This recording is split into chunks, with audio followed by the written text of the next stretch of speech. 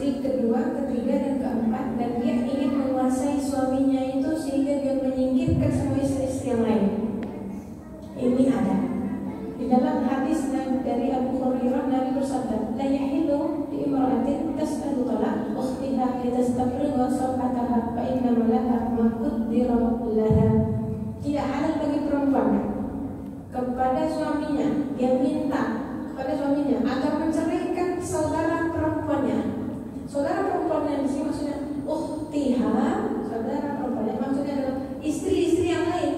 Dia minta kepada suaminya ya untuk menceraikan istri-istri yang lain. Jadi dia ingin menguasai suaminya sendiri aja. Ini biasanya siapa nih? Biasanya istri kedua, ketiga, keempat nih. Kalau istri pertama memang kita tidak tahu ya. Biasanya tak mau juga dia dimadu, gitu ya. Tapi kebanyakan yang terjadi adalah istri kedua, ketiga, keempat ingin menyingkirkan istri pertama dan yang lain-lainnya. Dia ingin suami itu punya dia saja. Jadi di sini diistilahkan di dalam hadis ini apa? Untuk mengosongkan piringnya. Jadi memiliki suaminya sepenuhnya. Akan tetapi apa kata dalam hadis?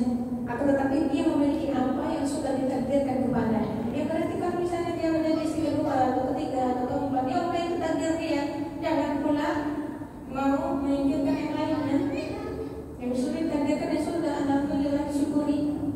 Ya, begitu. Tapi tidak dengan menyingkirkan istri yang lain. Ini pun termasuk tahdid. Jadi bukan cuma rumah tangga orang lain saja, tetapi rumah tangga madu kita. Dia memang menguasai suami sendiri. Semua yang lain istri yang lain tak boleh. Jadi dihasutnya suami istri, makanya kumpulkan istri yang lain sehingga diceraikannya semua istri-istrinya itu gara-gara istri yang itu. Nah, ya, baik. Itu tadi sebab-sebabnya. Kemudian apalagi bedanya tahdid dengan sihir tafriq. Sihir tafriq itu itu memisahkan. Ya, jadi ada namanya sihir untuk memisahkan suami istri. Apa bedanya dengan tahdid? Tahdid tadi apa? Menghancurkan orang. Tapi kalau sihir tafriq, sihir nanti dipakai jampi-jampinya atau mantra-mantranya atau amalan-amalan yang diajarkan oleh setan atau dukun-dukun, maka ini pun sihir ini dinamakan cara. Tapi namanya perbuatan itu termasuk tahdid. Ya, jadi ada orang-orang yang mau memisahkan. Kalau di sini apa namanya? Sihir apa? Saya nggak menguasai sihir, jadi nggak tahu. Yang jelas ada orang yang pergi ke dukun, minta jimat, minta mantra, minta ramuan-ramuan agar suami istri orang ya berpisah. Kemudian dia jadi penggantinya. Akhirnya itu. Ini sihir tafriq, ini bagian dari tahdid, perbuatannya tahdid, dan sihir itu adalah bagian dari cara tahdid. Ya. Surah Al-Baqarah ayat 102 itu yang artinya dan mereka mengikuti apa yang dibaca oleh syaitan-syaitan pada masa kerajaan Sulaiman bin Daud. Sulaiman ini adalah siapa? Sulaiman alaihissalam, anaknya Nabi Daud. Ya. Jadi dari zaman dulu orang-orang Yahudi itu mengikuti bisikan-bisikan setan. Jadi mereka belajar ilmu sihir untuk memisahkan suami istri itu dari setan. Kemudian didatangkan juga di situ, ya, Harut dan Marut. Ini malaikat. Malaikat Harut dan Marut diturunkan untuk mengatakan mereka sihir memisahkan suami istri. Tetapi apa? Di mereka ini dijadikan cobaan. Orang-orang Yahudi belajar kepada malaikat Harut dan Marut bagaimana sihir-sihir ini. Tetapi malaikat Harut dan Marut ini mereka diturunkan di negara Irak, di Babylon. Itu ketika mereka mentransfer ilmu sihir itu sudah mereka katakan sebelumnya apa? Janganlah kamu kufur dengan belajar sihir dan tunduk kepada setan-setan. Jadi dinasihati dulu.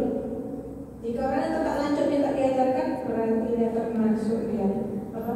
Orang yang mengikuti setan-setan. Walaupun yang ngajarinnya malaikat, tapi mereka ini dijadikan apa? Cobaan.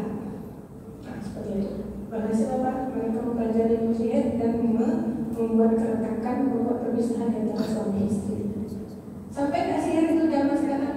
Sampai masih ada.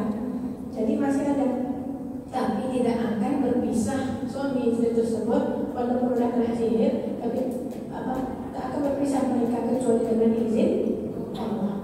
Maka ibu-ibu semua hati-hati betul, ditameng diri itu dengan zikir pagi dan petang. Dibacakan kepada suami itu, rumuskan ibu-ibunya kalau dia tidur ya. Kebiasaannya sih kalau lagi suami yang merumuskan ibu-ibu istri doa-doa zikir-zikir gitu. Nah suami itu tetap kita doakan. Sebab apa? Gak bisa kita mengetahuikan dirinya.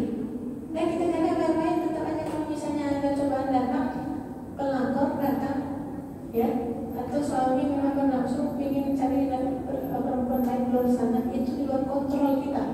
Yang bisa kita lakukan adalah berdoa. Maka jika ditanya apa hukumnya, membuka HP suami untuk memata-matai dia, apakah dia selingkuh atau berzina atau mencari orang lain di luar sana, ya, ini pun juga tidak hanya masalah kan suami suka dengan perempuan di luar sana. Ada yang suami suka dengan lagi chatting, ada yang dia nikah tapi dia suka dengan sejenis. Itu ada kan, tetap nikah tetapi suka dengan sejenis. Jadi cuma formalitas saja rumah tangga, ya. Itu apa hukumnya? Memeriksa HP suami itu termasuk tajassus. Padahal tajassus itu dalam Al-Quran disebutkan jangan kau tajassus. Tajassus ini mencari keburukan orang, termasuk suami sendiri, haram hukumnya. Maka jangan dibuka HP-nya kecuali kalau dia ngasih izin, ya. Atau misalnya sudah menjadi kesepakatan di antara kita berdua, tidak ada yang dirahasiakan. Silakan mama mau pegang HP papa boleh, papa mau pegang HP mama boleh, itu masalah. Tapi kalau dia bilang ini HP jangan pegang, maka jangan pegang. Aku berada dia. Maka gimana caranya untuk mengetahui apakah suami selingkuh atau tidak? Gimana caranya Bu? Kalau nggak pakai HP, buka HP. Tunjukkan ya Allah. Kayak gitu. Kalau dia misalnya berselingkuh, nanti datang dia sendiri. Kita nggak periksa HP dia, tiba-tiba ada orang yang bagi tahu ini Bu, suami ibu lagi di hotel sama perempuan ini. Bu, suami ibu seperti ini. Apa yang terjadi kalau kita mentajassus, memata-matai suami kita melalui membuka HP ini? Hidup kita nggak tenang, nggak akan tenang. Suami ke kamar mandi langsung beraksi, bukan salah paspor pula. Kira namanya inisial nama dia, nama istrinya, nama dia, rupanya salah. Digantinya paspornya. Mulailah disembuskan rasa curiga. Dari siapa yang was-was ini? Syaitan. Hati-hati, udah gak usah. Lebih baik nggak tahu kita, ya. Lebih baik kita nggak tahu. Oh, hidup tetap berjalan seperti biasanya, dia tetap ngasih kita makan, tetap memperhatikan kita. Kecuali nanti jika Allah tunjukkan betul dia ternyata selingkuh, baru kita mulai mau dikemanakan, mengambil sikap. Ibu pilih cerai, bertahan, atau gimana? Nah, Ustazah, kami berangkat dari rumah tadi pengajiannya tengoklah langit biru sana, udara segar, pernikahan saya bagus, anak juga bagus. Tiba-tiba datanglah hujan badai geledak, jeder, suami selingkuh. Langsung berubah semuanya, terbalik dunia ini. Sebenarnya sakit hatinya. Maka gimana perempuan menentukan sikapnya? Bertahan dengan suami itu, memaafkannya, bercerai atau dibalikkan. Tunjuk tangan. Siapa yang mau bertahan? Tak kan? Berarti bercerai. Tunjuk tangan. Tak mau juga. Ada yang mungkin sudah bikin syarat. Kalau papa mau poligami, enggak, jangan nafkahi banyak saya dulu. Tak ada itu. Saya tetap mau hidup. Cerai dia. Ada yang gitu. Lebih baik saya bercerai daripada saya poligami misalnya. Ya, nah, seperti itu. Gimana tuh?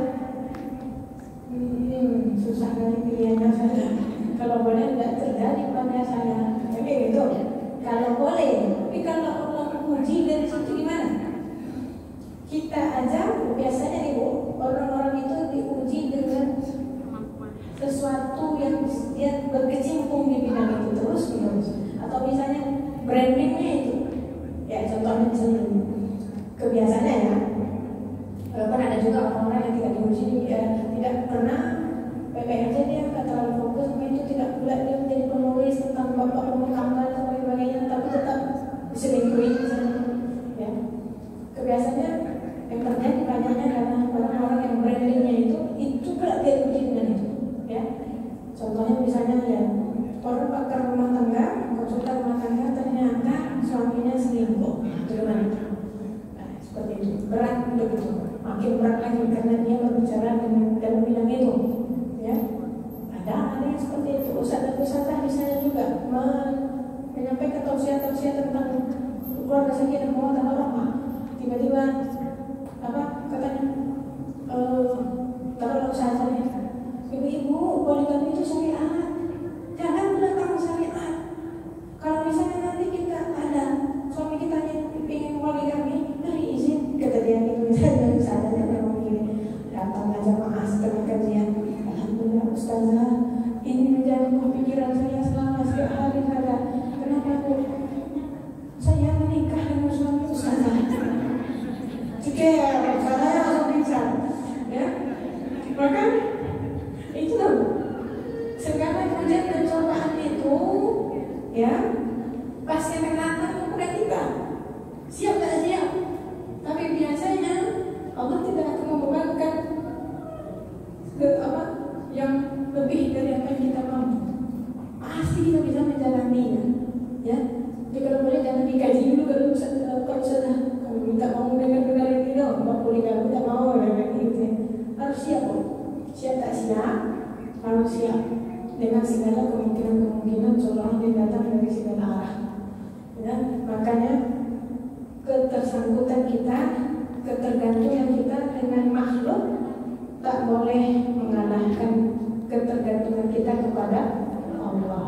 Jangan terlalu tergantung, jangan terlalu cinta kepada suami. Serahkan dia kepada Allah SWT. Mau dia pergi cari istri lain, nantilah kalau misalnya memang dia mau, baru kita hadapi. Apa mau nikah lagi? Ya, tentukan sikap. Kan gitu. Mau cerai atau entar aku carikan. Kalau mau nikah, aku yang cari. Nah, seperti itu. Oke, ya, begitu ya. Nah, jadi bertahan boleh, mau cerai pun boleh. Misalnya cerai ini kan dibenci Allah. Abdul halal indallah talaq. Ya, sesuatu yang halal tapi dibenci Allah adalah talaq. Kan gitu, perceraian. Ya, atau dia boleh tetapi dibenci. Ini maksudnya dibenci ini adalah apa? Kalau masih bisa diselamatkan pernikahan tersebut, maka bertahanlah. Ya, tapi kalau misalnya membawa derita, membawa kemudaratan, misalnya sakit mental pula, istri disuruh bertahan, ya, maka nggak masalah untuk bercerai. Karena apa? Syariat itu pasti baik, ya, tapi tidak setiap alasan cerai itu baik. Ya, syariatnya baik, tapi tidak setiap alasan cerai itu baik. Sebagaimana ada kalanya ia justru merupakan kebaikan. Boleh jadi bercerai itu baik. Ya, contohnya jenis orang-orang yang suami istri bertengkar aja kerjanya kalau bersama, ya, akan lebih baik yang bercerai. Sebab apa? Memperhatikan pendidikan anaknya. Anak yang melihat bapak ibunya berkelahi terus, atau misalnya ibu yang menjelekkan ayahnya, anak-anaknya, atau ayah yang menjelekkan ibu kepada anak-anaknya, ya, itu tak baik untuk perkembangan anak. Maka cerai boleh jadi menjadi solusi yang terbaik agar apa? Pendidikan anak-anak itu terjamin. Istilahnya apa? Fatherless itu boleh saja tak berjalan, boleh saja jadi pilihan yang bagus. Ya, contoh siapa? Ada ulama-ulama seperti Imam Syafi'i, kemudian siapa? Sufyan Tsauri, Rabi'ah Ar-Ra'i, Ibnu Farrah, guru Imam Malik, itu semua tak ada ayahnya. Ya, jadi besarnya mereka tanpa ayah boleh jadi pilihan yang terbaik. Nah, seperti itu. Ada jika misalnya ibunya memang orang yang bisa mendidik anak-anaknya dengan baik. Karena anak kalau sudah bercerai,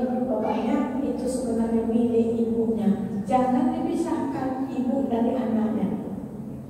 Ya, anak tanpa ibu susah, anak tanpa ayah insya Allah masih bisa. Ya, dan seperti itu. Kecuali ibunya fasik, banyak maksiat. Ya, ada tak ada, ya baru boleh anaknya untuk bapaknya. Nah seperti itu ya. Dan tak harus lagi seorang ayah menceritakan kejelekan, memburuk-burukkan ibu kepada anak-anaknya. Seperti itu ya. Jadi berdoa saja kita mohon pertolongan kepada Allah, dijauhkan dari keburukan rumah tangga itu ya, takhbib, fitnah, dan sebagainya. Ya, kalimat pula kita jadi pelaku takhbib, ya, itu yang kita harapkan. Kemudian apa lagi tadi? Memahami poligami, menolak selingkuh itu perlu, ya. Karena poligami